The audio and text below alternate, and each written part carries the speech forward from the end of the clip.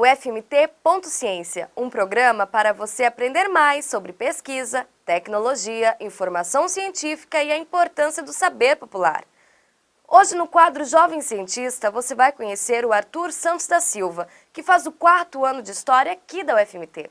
Ele pesquisa a expedição de Franz Castelnau, na América Meridional. Castelnau foi um viajante francês que, a mando do governo da França, realizou uma expedição de reconhecimento com foco de investigar a vida, de 1843 a 1844. Vamos lá, Arthur, conta pra gente um pouco da sua pesquisa. Bom, meu nome é Arthur, eu sou estudante do 4º ano de História, sou bolsista PIBIC da professora Maria de Fátima Costa. Ela me deu essa oportunidade de poder entrar para o grupo de pesquisa que ela projetou, e junto com o marido dela e também professor do curso de História, professor Pablo Diner. E eu tenho a oportunidade de pesquisar um viajante francês que passou por aqui pelo Brasil entre os anos de 1843 e 44. Esse é meu recorte temático, só a passagem dele pelo Brasil, porque ele seguiu uma viagem por toda a América Meridional, alguns países da América. Mas meu recorte temático é esse porque a tradução para a língua portuguesa, o que foi traduzido para a nossa língua é só essa parte por onde ele passa no Brasil. A passagem do Franz Castelnau pelo Brasil deu quando ele chegou no Rio de Janeiro.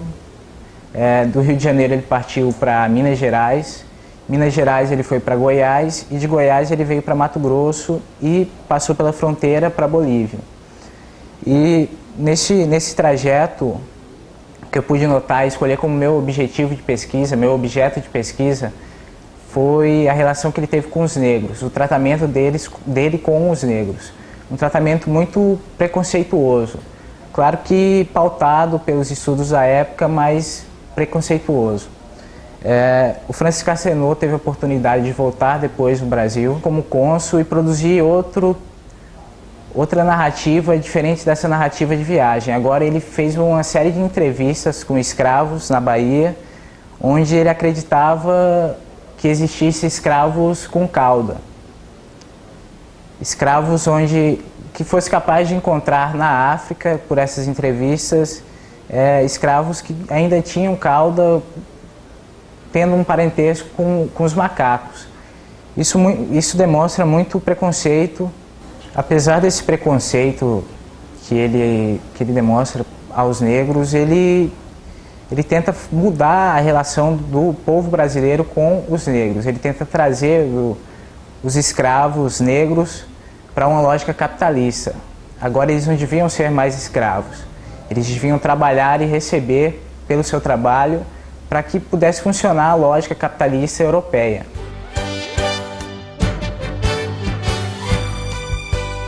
Esse é o grande porquê, a grande pergunta do meu trabalho, é o que eu tento responder em toda essa pesquisa que eu faço. Porque, apesar de todo esse preconceito, um viajante quer mudar as relações de um povo, o povo brasileiro, com os negros. Qual o motivo dele querer essa mudança? E isso acaba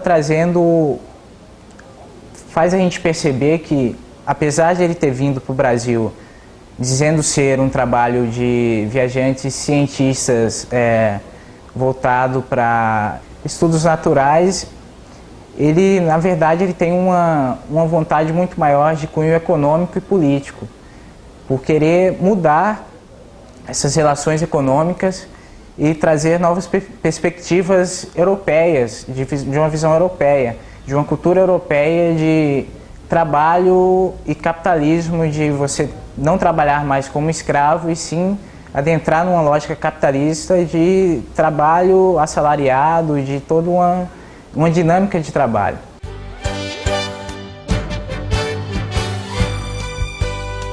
Apesar do Franz Castelnau e de toda a tripulação que acompanhou na viagem ter um cunho muito importante para a história, para a gente entender os viajantes, o Franz Castelnau foi um viajante muito pouco estudado ao longo desses anos, onde a história começou a olhar para esses trabalhos de viajantes naturalistas.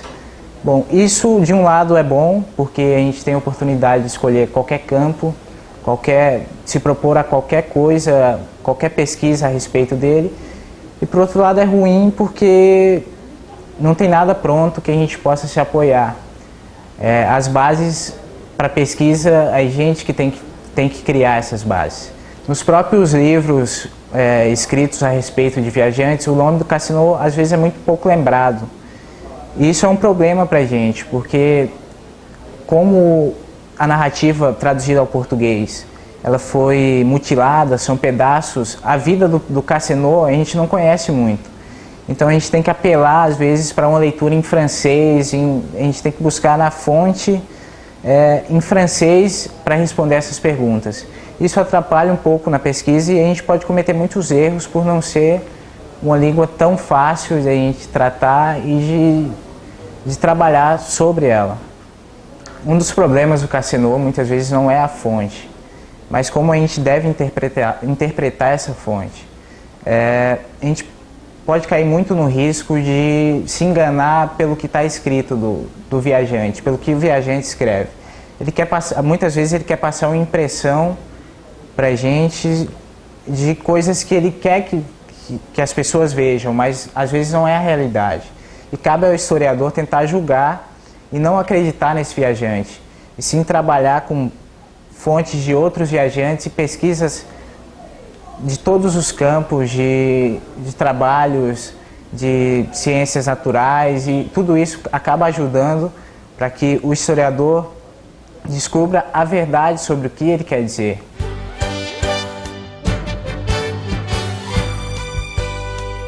Um exemplo disso, dessa falta de verdade do Cassino, dos escritos de Cassino, que a gente tem que tomar cuidado, é uma estátua que ele diz ser uma estátua amazônica de um espaço temporal muito anterior, que ele disse ter encontrado e mandado para a Europa. Só que no Brasil já existia um Instituto Histórico Geográfico Brasileiro, que acabou detonando essa ideia do Cassino e dizendo que ele estava completamente equivocado. E que essa estátua, na verdade, não passava de uma estátua construída por uma pessoa que morava naquele local e que ele quis se apropriar e quis dar um valor maior a essa estátua. E com isso, acabando de fazer uma propaganda com seu nome e tentar... Porque essa é a lógica do viajante. O viajante não saía de seu país para um continente completamente diferente, sem querer nada em troca. Às vezes a maioria dessas viagens eram para que pudesse obter uma elevação de status, de pesquisa, de tudo, de cunho econômico também.